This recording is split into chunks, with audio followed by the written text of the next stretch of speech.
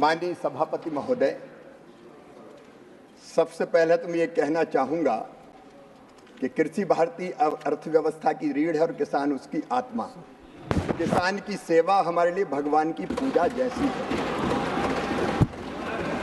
जहाँ तक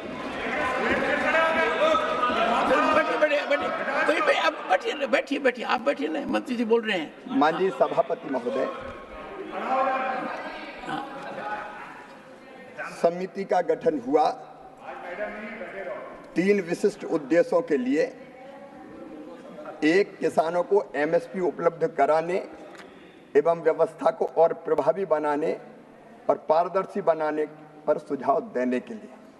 लेकिन इसके साथ 2 काम और उसके, एक, समिति को कृषि लागत और मूल्य आयोग को अधिक स्वायत्तता देने की व्यावहारिकता और इसको अधिक वैज्ञानिक बनाने के उपाय तथा उच्चतर मूल्य सुनिश्चित करने की दृष्टि से देश की बदलती आवश्यकताओं के अनुरूप कृषि विपणन प्रणाली को सुदृढ़ करने के सुझाव देने का भी अधिदेश दिया गया। और इसके साथ साथ कृषि के विविधीकरण और प्राकृतिक खेती, उस पर भी ये समिति विचार कर रही है। जैसा कि माननीय सदस्य ने कहा, 22 बैठकें हो चुकी हैं। लगभग 22 जुलाई से अब तक 6 बैठकें और 35 उप समिति की बैठकें हो गई है। अभी समिति की रिपोर्ट नहीं आई। समिति अपना कार्य कर रही है और जैसे ही समिति अपनी रिपोर्ट देगी, सिफारिश करेगी, सरकार उस पर विचार करेगी। भगवान राम ने कहा था, शिवद्रोही मम दास कहावा, सोनर सपनऊ मोहि न पावा। सरकार का, माननीय सभापति महोदय, प्रधानमंत्री श्रीमान नरेंद्र मोदी जी के नेतृत्व में ये सरकार निरंतर किसान के कल्याण के कामों में लगी हुई है। और मैं आपके माध्यम से सदन को ये बताना चाहता हूं कि एमएसपी की दरें किसान को ठीक दाम देने के लिए लगातार बढ़ाई गई है। ये गलत आरोप लगा रहे हैं। सरकार की 6 सूत्रीय रणनीति है किसान को ठीक दाम देने के लिए। एक उत्पादन बढ़ाना, दूसरा उत्पादन की लागत घटाना, तीसरा उत्पादन के ठीक दाम देना, चौथा, अरे आप क्यों डिस्टर्ब करते हो? माननीय सभापति, नहीं, रामजी लाल जी, एक बार बैठिए। आप मंत्री भी रह चुके हैं, अनुभवी हैं, प्रश्न पूछिए। नहीं तो बीच में मत टोकिए प्लीज, इट डजंट रिक्वायर। माननीय सभापति महोदय, माननीय सभापति महोदय, हमें किसान विरोधी कहा जा रहा है। मैं कह रहा हूं कि हम उपाय कर रहे हैं। प्रधानमंत्री नरेंद्र मोदी जी से जब बड़ा किसान हितैषी कोई है नहीं, और इसलिए उत्पादन का ठीक दाम देना, प्राकृतिक आपदा हो तो नुकसान की भरपाई करना, कृषि का विविधीकरण और प्राकृतिक खेती। अब इसमें उचित दाम देने के लिए माननीय सभापति महोदय, समिति की रिपोर्ट आएगी तब हम कार्रवाई करेंगे, लेकिन तब तक हम चुप नहीं बैठे। मैं आज बताना चाहता हूं, समिति जो एमएसपी के जो दाम हैं, इसी सरकार ने, नरेंद्र मोदी जी की सरकार ने 2013-14 तक बाजरा के 1250 थे, हमने घोषित किए 2625, जौ के 1100 थे, हमने किए 1850, मक्का के 1310 थे, हमने किए 2225, रागी के 1500 थे, हमने किए 4290, गेहूं के 1400 थे, हमने किए 2275, तुअर के 4300 थे, हमने किए 7550। ये 23 फसलों के दाम देख लीजिए। और माननीय सभापति महोदय, Randeep, what is this practice? Honorable Minister is replying. Let him complete. अपने क्या कर रहे हैं? नहीं, सुनिए एक बार, सुनिए। इन्होंने पूछा तो क्या बोले? रणदीप जी, कम से कम इतना समय हो गया, मंत्री जी जवाब दे रहे हैं, जवाब को सुनिए। ये क्या कर रहे हैं? कितना बढ़ा है? रामजी लाल जी बैठिए। माननीय मंत्री जी, माननीय सभापति महोदय, जब माननीय मंत्री बोलिए। सुरजेवाला जी की सरकार हुआ करती थी, उससे दुगने एमएसपी के दाम किए हैं इस सरकार ने, दुगने। और एक निवेदन और करना चाहता हूं माननीय सभापति महोदय, ना आप मंत्री जी, जो उत्पादन की लागत आती है उस पर 50% मुनाफा जोड़ के नरेंद्र मोदी जी की सरकार मिनिमम सपोर्ट प्राइस देती है, नरेंद्र मोदी जी की सरकार, और हम उस पर खरीद भी रहे। माननीय सभापति महोदय, मैं विनम्रता पूर्वक कहना चाहता हूं, विनम्रता पूर्वक, कि समिति की रिपोर्ट आएगी तब हम उचित फैसला करेंगे, लेकिन तब तक हम चुप नहीं बैठे हैं। हम लगातार किसान के हित में फैसले लेते जा रहे हैं। और केवल इतना नहीं, माननीय सभापति महोदय, प्रधानमंत्री किसान सम्मान निधि जैसी योजना जिसमें सीधे 60,000 करोड़ रुपया हर साल किसानों को देने का काम यही सरकार कर रही है। माननीय सभापति महोदय, इतना ही नहीं, गेहूं की खरीदी बढ़ी है, किसानों की संख्या बढ़ी है, धान की खरीदी बढ़ी है, किसानों का नंबर बढ़ा है। और माननीय सभापति महोदय, 1,68,000 करोड़ रुपया फर्टिलाइजर पर सब्सिडी ये सरकार दे रही है। तो एक नहीं, ऐसे अनेकों कदम। माननीय सभापति महोदय, इसलिए मेरा निवेदन है कि ये सरकार किसानों की सरकार है, किसानों के हित में हम फैसला लगातार कर रहे हैं। और भी विचार आवश्यक है, उस पर सरकार प्रधानमंत्री नरेंद्र मोदी जी के नेतृत्व में गंभीर है, और उचित कदम समिति की रिपोर्ट आने के बाद उस पर हम विचार करेंगे। मैं बहुत विनम्रता के साथ कहना चाहता हूं कि प्रधानमंत्री नरेंद्र मोदी जी के नेतृत्व में अधिकतम एमएसपी पर खरीद हुई अब, और इस साल भी तुअर, मसूर और उड़द, ये जितनी किसान पैदा करेगा ये सरकार खरीदेगी। समृद्धि पोर्टल हमने बनाया, किसान रजिस्ट्रेशन करवाए, उसकी पूरी उपज खरीदेगी। और माननीय सभापति महोदय, नहीं करेंगे। माननीय सभापति महोदय, आंकड़े गवाह है कि जब इनकी सरकार थी तब खरीदी कितनी होती थी, और जब हमारी सरकार है तब कितनी खरीदी होती है। माननीय सभापति महोदय, 2004-05 से 13-14 के बीच केवल 45 करोड़ 90 लाख मीट्रिक टन खरीदी हुई, और ये सरकार थी 14-15 से लेकर 23-24 के बीच 69 करोड़ 18 लाख मीट्रिक टन खरीदी। माननीय सभापति महोदय, ये घड़ियाली आंसू बहा रहे हैं। गेहूं की खरीद 4-5 से 13-14 के बीच 21 करोड़ मीट्रिक टन थी, जो बढ़कर 33 करोड़ 38 लाख मीट्रिक टन हो गई। ये सरकार ने किया है। माननीय सभापति महोदय, अब सुनना पड़ेगा दलहन की खरीद। सप्लीमेंट्री गन की नोक पर दूंगा, यहाँ मेरे तलवार रख कर लोगे। माननीय सभापति, I will not do it. I will not budge. मेरे पास है और तरीके से देख कर करता हूँ। माननीय सभापति महोदय, manner which is fair and equitable. I don't encourage a person who rises every second, doesn't allow anyone to speak, does not have patience to listen to the honorable minister. The honorable, you बच्चे की तरह जिद क्यों कर रहे हो रणदीप जी?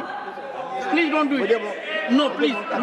Nothing will go on record. I don't want to join issue with you. I don't want to. What are you doing? माननीय सभापति महोदय, Nothing is going on record. Nothing except what the honorable minister said. पूरी कर दे दी जाए। मंत्री जी, देश ध्यान से सुने। मंत्री जी, आप देश की जनता को सदन के माध्यम से जानकारी दीजिए। जी माननीय सभापति महोदय, दलहन की खरीद वर्ष 2004-05 से 13-14 तक केवल 6 करोड़ मीट्रिक टन थी, 6 लाख मीट्रिक टन, केवल 6 लाख मीट्रिक टन, जो बढ़कर अब 1 करोड़ 67 लाख मीट्रिक टन हो गई है। ये घड़ियाली है सुबह। माननीय सभापति महोदय, तिलहन की खरीद जब इनकी सरकार थी केवल 50 लाख मीट्रिक टन थी, जो बढ़कर 87 लाख मीट्रिक टन हो गई है। माननीय सभापति महोदय, ये बड़ी बातें कर रहे हैं। प्रमोद जी, धान की खरीद के लिए प्रमोद जी न्यूनतम क्या तरीका है? कुछ तो सोचिए, कुछ तो सोचिए। Time sir. माननीय सभापति महोदय, माननीय मंत्री जी को सुनिए। माननीय सभापति महोदय, फिर देखिए किसान को इनको क्या है कि कोई ऐसी चीज आनी चाहिए कि मैंने पार्टिसिपेट किया।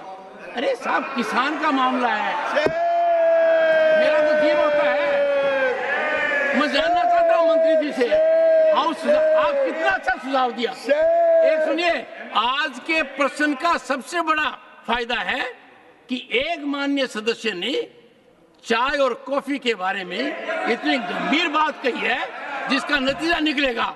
मैं सार्थक चर्चा चाहता हूँ।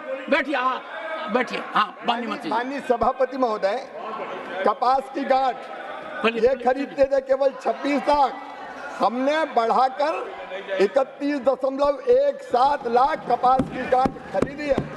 और माननीय सभापति महोदय, संस्थागत ऋण इनके समय ऊंचे ब्याज की दरों पर मिलता था, केवल 7.3 लाख करोड़।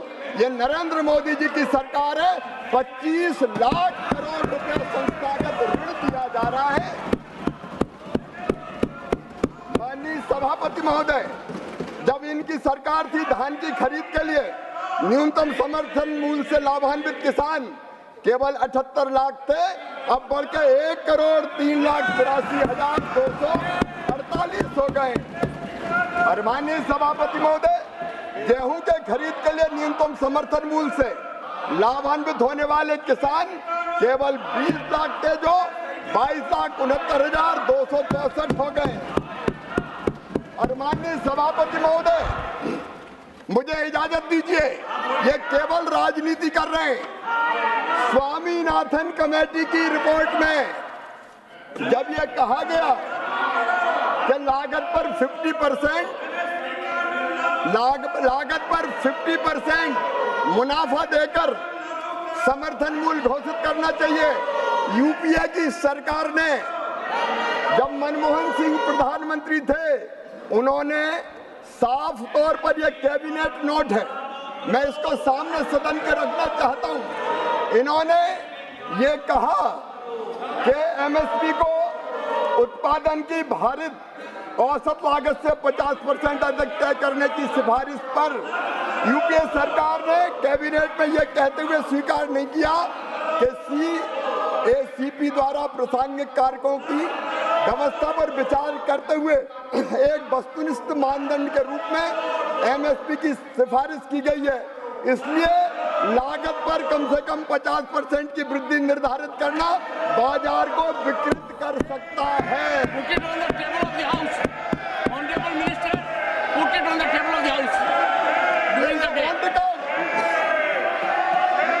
इन्होंने स्वामीनाथन आयोग की सिफारिश स्वीकार करने से इनकार कर दिया। ये कांतिलाल भूरिया जी का जवाब, तत्कालीन कृषि मंत्री, उन्होंने कहा कि स्वीकार नहीं किया जा सकता। सम्मानीय शरद पवार जी का जवाब, जो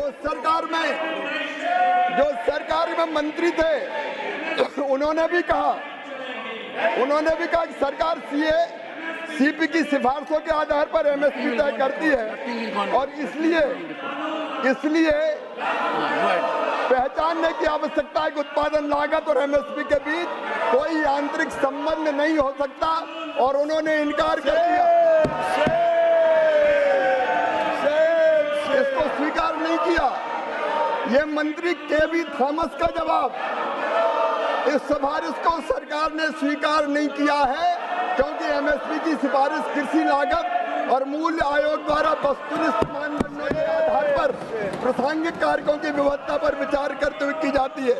ये कैबिनेट नोट इनकी सरकार का, माननीय सभापति महोदय, मैं रखता हूं, लेकिन कैबिनेट नोट में इन्होंने राष्ट्रीय किसान आयोग द्वारा राष्ट्रीय नीति में शामिल न की गई सिफारिश, जब यह सिफारिश की गई कि एमएसपी उत्पादन की भारित औसत लागत से कम 50% से अधिक होना चाहिए, कैबिनेट नोट में यह लिखा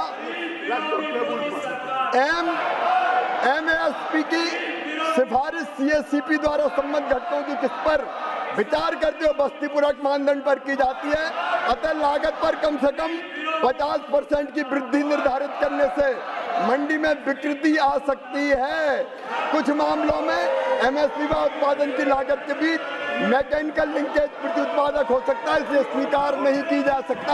ये इनका चेहरा है, ये मैं पटल पे रखता हूँ, ये बचा के रख ये ले जाओ, ये दे दें, दे दिए, वो दे दिए, ये भी दे दिए।